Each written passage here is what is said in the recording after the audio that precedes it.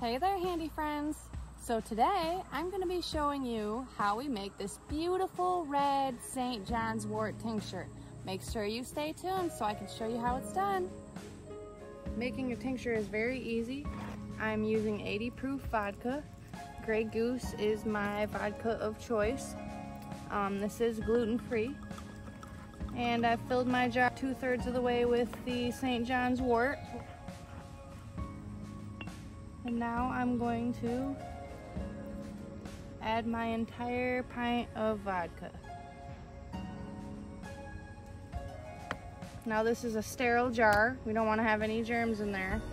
And I will be shaking this up twice a week, and this will go in a dark place for around 4 weeks. If you don't have a plastic lid, you can put your wax paper in between your typical mason lid, and this will help keep the corrosion down. Take a look at how beautiful this tincture looks after only 30 minutes of extraction. This bright red hue has me so excited. I always write myself a reminder from 4 weeks to the date that I made the tincture so that I can remember to revisit it and strain it. Well, here we are 4 weeks later with a dark burgundy hue. As shown in previous videos, muslin fabric and a sieve are used to separate these herbs from the tincture. Be sure to comment below if you have tried St. John's wort tincture before and how you liked it, or you can comment about how you plan to try it and how excited you might be. St. John's wort is used to ease many mental health and whole body issues.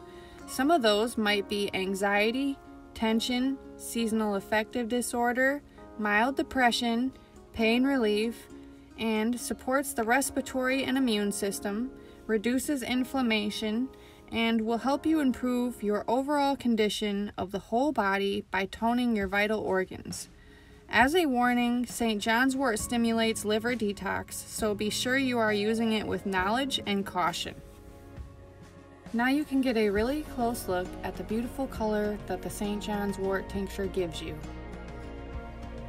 I got these 2-ounce dropper bottles on Amazon, and the next step is going to be to grab a small funnel and fill up the dropper bottles. They will last 6 months to a year if kept in a cool, dark place. I did go out and harvest this St. John's wort myself. I am located in Southwest Michigan. I did do another video also on how to identify and forage St. John wort if you're not familiar, so make sure you check out my previous videos as well as that one.